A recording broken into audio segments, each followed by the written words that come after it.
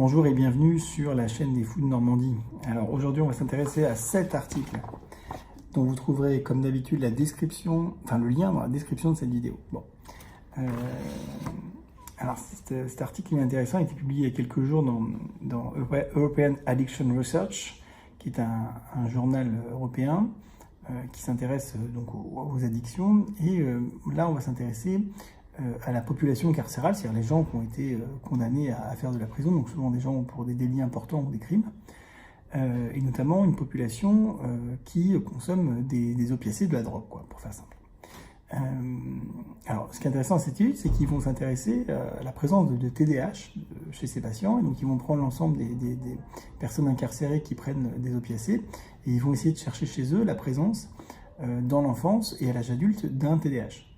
Alors, à l'âge adulte, on retrouve à peu près, je crois que c'est 15%, je ne peux pas vous dire de bêtises, mais je crois que c'est 15% de patients souffrant d'un TDAH. Non, pardon, 17%, c'est pas très différent. Donc ce qui est considérable, évidemment, puisque le hasard voudrait que ce soit plutôt 5 à 10%, donc c'est 2 à 3 fois plus présent que ne le voudrait le hasard. Ce qui est logique, puisqu'on sait que le TDAH est un facteur de risque de commettre des crimes et des délits, non pas parce que c'est un gène du crime ou du délit, pas du tout, mais parce qu'en fait tout simplement ça augmente l'impulsivité et que ça rentre quand même un petit peu en compte l'impulsivité dans ce type de comportement. Bon. Donc ça c'est une première chose. Alors la chose la plus étonnante encore, c'est que quand on regarde de manière rétrospective s'ils remplissaient les critères de TDAH dans l'enfance, eh bien, c'est le cas pour 50% d'entre eux. 50% d'entre eux. C'est-à-dire qu'il y a une personne sur deux incarcérée et ayant une dépendance aux opiacés qui souffrait d'un TDAH dans l'enfance et qui n'a probablement pas été traité. Bon. Alors on peut se dire, oui, mais maintenant ils sont adultes, on fait le diagnostic, ils sont traités. Non. 3%. 3%. Alors qu'il y a des recommandations sur comment on traite. Dans la plupart des pays d'Europe, sauf la France, je vous rassure, parce que ce serait trop beau, dans la plupart des pays d'Europe, on a les médicaments et qui sont remboursés pour traiter le TDAH de l'adulte.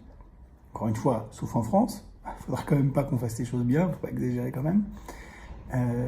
Et ben non, même comme ça, les gens ne sont pas traités. Alors c'est un problème parce que d'abord il aura peut-être fallu les traiter dans l'enfance, et on sait que traiter un enfant qui souffre de TDAH, c'est diminuer le risque qu'il commette un délit ou un crime, parce qu'en fait on lui permet d'aller mieux dans sa tête, on lui permet d'être moins impulsif et moins distractible dans cette société dans laquelle on évolue, et donc forcément ça diminue le risque de commettre un délit ou un crime. Donc ça il faut commencer dès l'enfance. Ce qui n'est que très peu fait statistiquement, c'est-à-dire le nombre de personnes traitées par rapport au nombre de personnes en souffrant de ce trouble, c'est vraiment très peu. Et puis bon, alors l'âge adulte en France, c'est encore pire, puisque en France vous n'êtes même pas remboursé du traitement recommandé. Bon, à 18 ans, enfin à 17 ans et demi vous êtes remboursé, à 18 ans terminé. Là, en fait, vous savez, par miracle en fait, le trouble a disparu. Bon, on va pas insister, c'est gênant pour nous, donc on va rien dire. Bref. Donc c'est intéressant. Ce qui est aussi intéressant, c'est de voir que les gens qui ont un TDAH sont aussi ceux qui, parmi les gens qui ont consommé des drogues, sont ceux qui ont le plus consommé de drogue, sont ceux qui ont fait le plus d'overdoses, etc., etc. Donc c'est les gens les plus sévères. Donc ça aussi, c'est quand même un facteur intéressant. Alors ça aussi, on sait, hein, si vous suivez cette chaîne, vous savez que le TDAH augmente statistiquement le risque d'avoir une dépendance à une drogue. Alors on comprend évidemment bien pourquoi, parce que d'abord c'est un facteur de stress. Avoir un TDAH dans notre société, c'est un facteur de stress. Voilà, donc forcément le stress, ça va vous pousser, malheureusement, en tout cas certains, à aller rechercher une sorte de compensation là-dedans. Il y a aussi une recherche de sensations, il y a aussi une impulsivité qui fait que le risque de tomber dans des drogues est malheureusement plus élevé quand on souffre d'un TDAH que quand on n'en souffre pas. Voilà, donc voilà ce que nous apprend cette étude. C'est pas étonnant. Dernier point que cette étude nous apprend, mais on le savait aussi déjà, c'est que 80% de la population carcérale souffre de troubles psychiques. Et alors vraiment 80% pour moi c'est vraiment le bas mot. Alors moi j'ai pas une expérience incroyable, j'ai travaillé que 6 mois en prison, en tant que psychiatre, je ne vais pas me prévaloir d'une expérience qui permettrait de mettre à mal la littérature scientifique. D'ailleurs, c'est absolument pas le cas, puisque mon expérience est tout à fait concordante avec ce que nous dit la science. Et effectivement, c'est l'essentiel des personnes incarcérées sont des gens qui souffrent de troubles psychiques. Alors moi, je ne suis pas là pour essayer d'excuser les gens. Je ne crois que c'est pas que ce soit le rôle du médecin d'excuser les gens. C'est un concept que j'ai même du mal à comprendre, le fait d'excuser. Je ne vois pas ce qu'il y a à excuser. Ce qu'il faut, c'est comprendre. Voilà. Comprendre, ça évite de juger. Et ne pas juger, c'est donc aussi ne pas excuser, puisque si on ne juge pas, on n'a pas besoin d'excuser ou d'accabler. Voilà. Bon.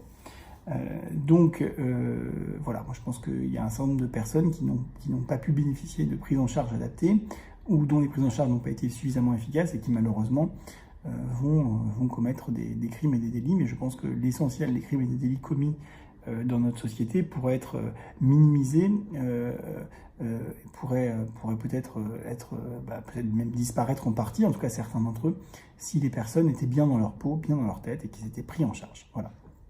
Écoutez, j'espère que cette vidéo vous a intéressé. Je vous dis à très bientôt dans une prochaine vidéo et je remercie tous ceux qui se sont abonnés et qui continuent à s'abonner et à faire vivre cette chaîne. À bientôt, bye.